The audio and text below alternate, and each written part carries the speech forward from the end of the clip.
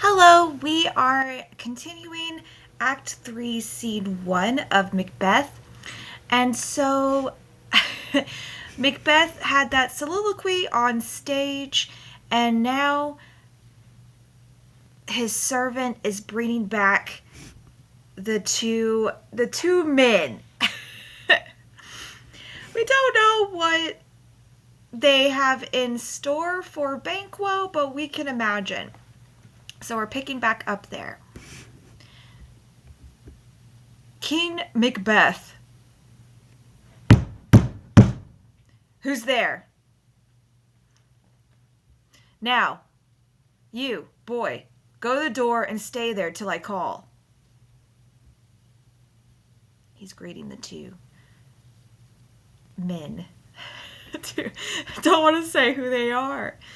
Wasn't it just yesterday that we spoke to each other? It was, so please your highness. Well then, you've had time to consider what I said. You know that it was Banquo who brought you misfortune in the past, not me, whom you had blamed. I showed you the proof at our last meeting. I showed you how you'd been deceived and thwarted. I showed you who worked against you and with what instruments. I offered you so much proof that even a half-wit or a madman would have to say, Banquo did this. You showed us. I did, and more besides, which is the point of our second meeting. Are you so patient and forgiving that you can let this go? Are you so pious that you would pray for this man and his children? A man who has pushed you to an early grave and ensured your own children will be poor forever?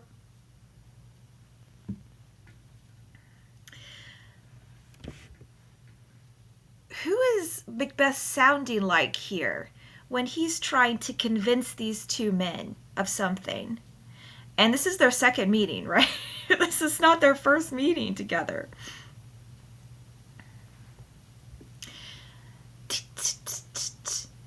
Prodding them and prodding them.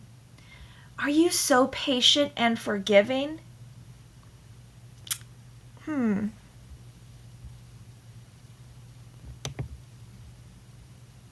how do the men respond to this prodding? We are men, my lord. Again, Shakespeare plays with the male, the very macho male stereotype here. And Macbeth is wanting a reaction from these assassins, is what they are. And he knows how to get it. Because Lady Macbeth has used the same language on him.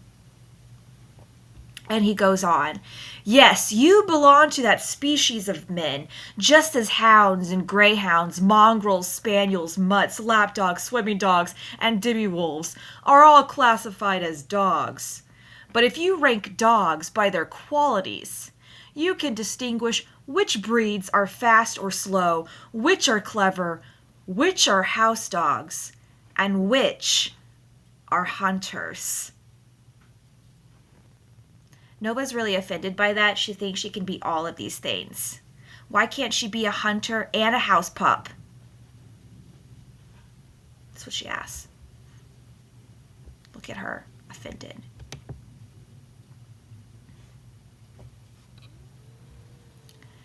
Macbeth carries on with this dog metaphor. Each dog may be classified according to the natural gifts that distinguish it from other dogs, and so it is with men. Now, if you belong to the species of men and are not in its bottom ranks, tell me, and I will plant a scheme in you that will rid you of your enemy and bring you closer to me. As long as this man lives, I am sick. But if he were dead, I would be in the most perfect health. My lord, I have been so mistreated by the world, I'll do anything to spite it.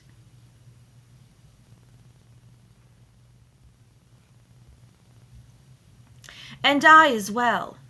I'm so weary of disaster and bad fortune, I would risk my life on any chance either to mend it or be rid of it. You both know Banquo was your enemy. It's true, my lord. So they've come to an agreement. They're like, yeah, Banquo's the one who mistreated us, not you. That's right. They're being brainwashed in real time by this tyrant here. And this leads Macbeth to respond, and he's mine as well. I bear such bloody hatred towards him that every minute he's alive eats away at my heart.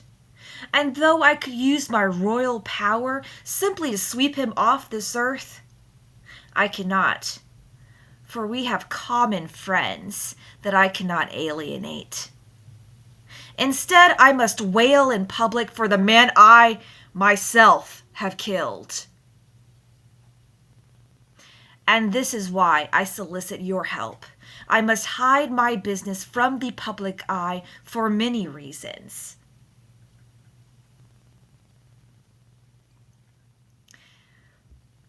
He's revealing himself here. He is not afraid to admit his past murders to these two men.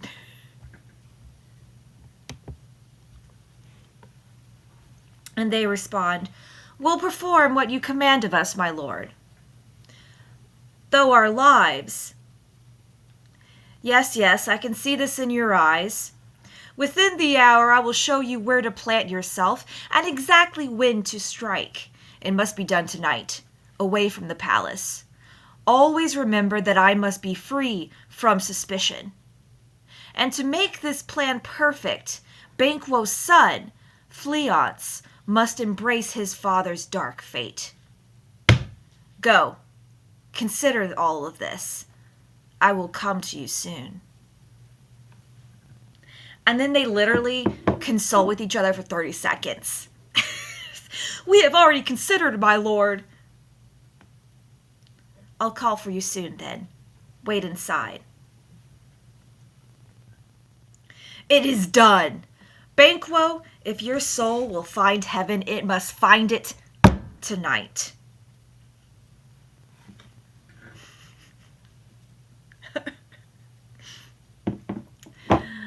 Macbeth is spiraling. And Banquo and Fleance, it's in the name, man. Run, kid, run. So the assassins, the murderers, are off to find his former best friend.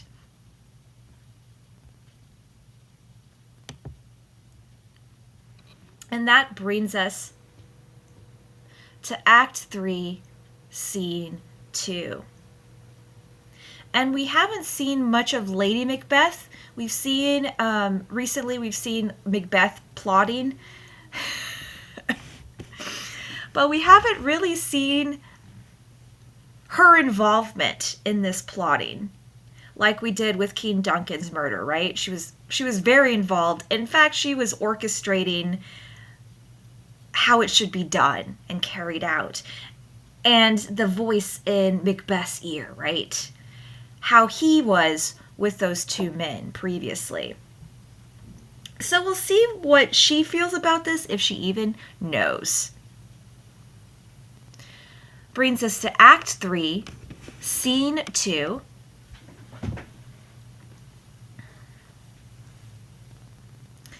And she is talking with a servant.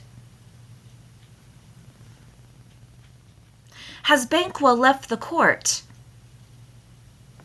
Yes, madam, but he returns tonight.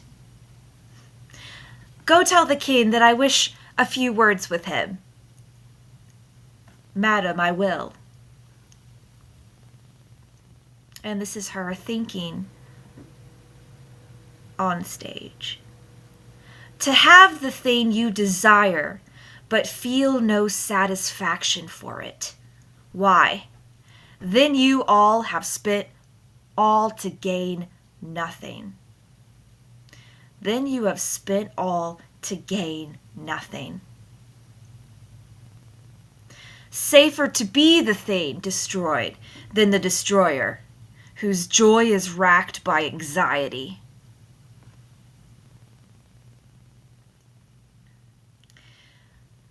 What is she feeling here? In this moment, she's feeling, well,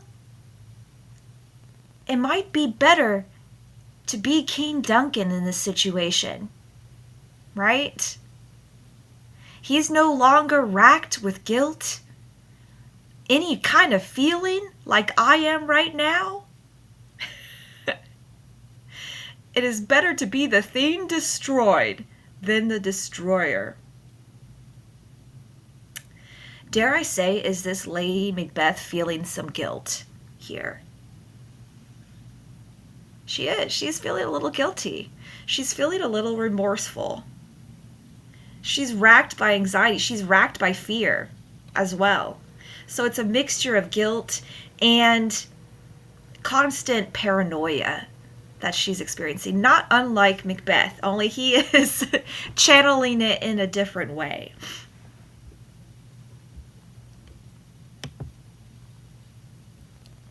I don't know, though, Lady Macbeth. I think I'd rather still be alive. And now they come together. And their relationship started. They were very loving. My partner in greatness is what Macbeth called her, right? My love. They shared their, however maniacal they both were at least both on the same plane. They are both very ambitious. And they shared their plans together, right? That has been shifting recently. And so she's inquiring, "How is it with you, my lord? Why do you keep to yourself with only your sad thoughts for company? Those thoughts should have died with the man you think of. That which cannot be remedied shouldn't be lingered over. What's done is done."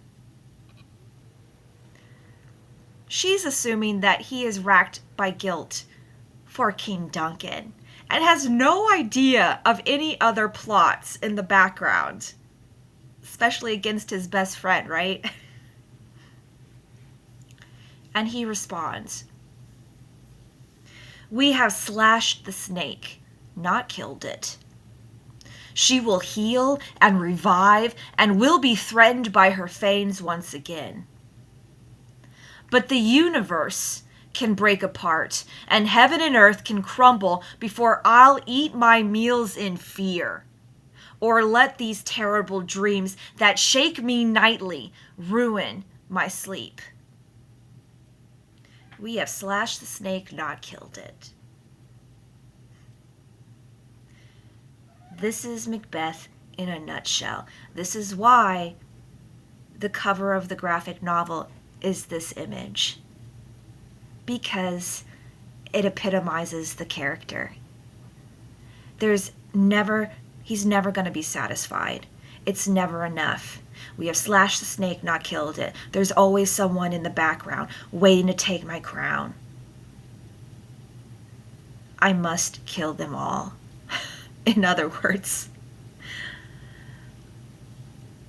there will always be someone who is a threat to me. That's where his mind is at this stage of the play.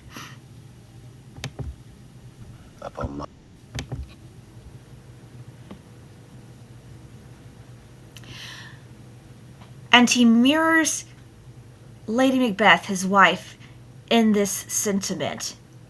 Better to be with the dead, whom we killed, than endure this torture of the mind, this frantic restlessness.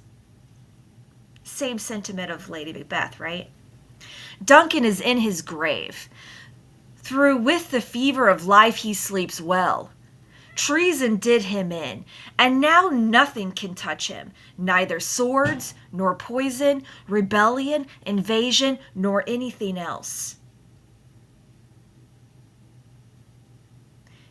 He's not bothered anymore, right? Unlike me. My cat's going crazy. Come, my gentle lord, compose yourself.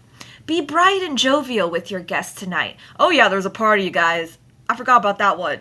There's a party tonight. Make sure you perform. So I will, my love, and I pray that you do the same. Give Banquo your special attention. Do him honor both with your looks and your words.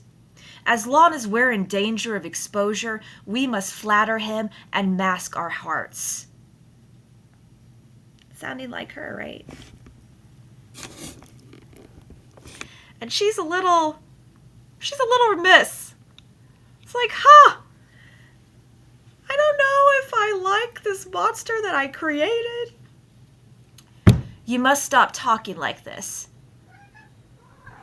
Oh, dear wife, my mind is full of scorpion-like thoughts.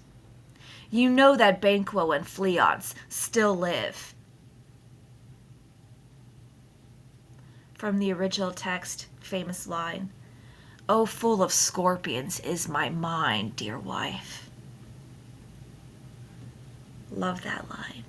Oh, full of scorpions is my mind.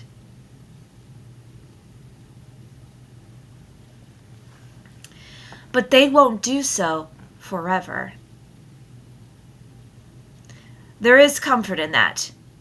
So be merry. Before the bat flies and the dung beetle rings in the night with his drowsy hums, a dreadful deed will be done. So he's saying, as long as Banquo and that son lives, we're not in the clear. You know, they're still a threat to us. And she's like, they will die eventually, like everybody does. That's how she responds. Don't worry about it. And then he hints, for the first time, what might be to come. A dreadful deed will be done. And this is her first time hearing this. Remember how she was surprised by him killing the guards earlier? Coming back now, too, with Banquo and his son. She's like, oh, dear. What deed is this? Better that you are innocent, dear heart, until the deed is done and you can applaud it.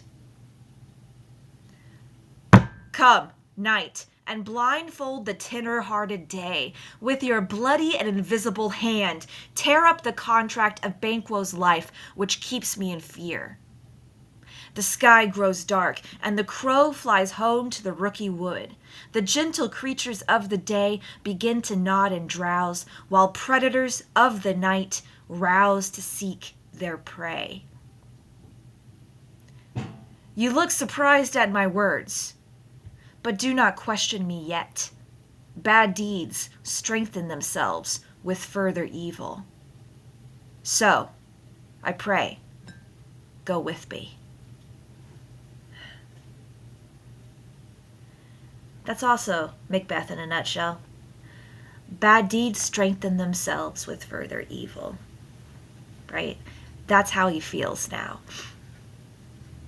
God is the wrestling with his guilt in potentially killing King Duncan, seeing that dagger in the air, you know, a manifestation of his guilt, right? Gone are those days. Now he is set on his plan, and it's relentless.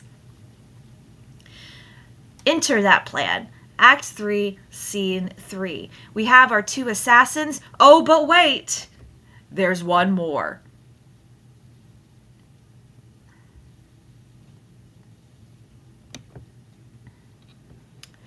Here they are, all gathering together in the nighttime. And then they notice that there's someone else with them. A third assassin. But who sent you to join us? Macbeth. We need not mistrust him. He was given exactly the same orders we were. Then stand watch with us. The sky still has some streaks of daylight. Travelers are hurrying to reach their inns, and Banquo is almost here. So that's how paranoid Macbeth is, that he hired a third assassin to watch over the other two. Listen, I hear horses. And here come Banquo and his son Fleance. Give us some light here. That must be him. The rest of the king's guests are already inside. His horses are being taken around to the stables. It's almost a mile from here to the palace gate. But Banquo, like the other men, chooses to walk. Here they are, on their way to the palace. Here comes a light, a light. It is he. Prepare yourselves. Banquo looks up and says, It will rain tonight. Then let the rain come down. And then they attack.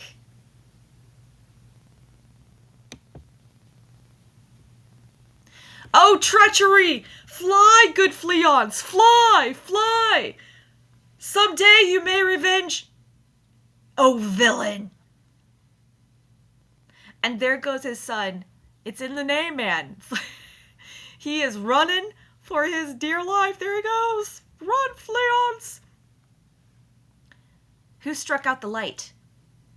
Wasn't that the plan? There's only one body here. The sun has fled. We have failed in half our mission.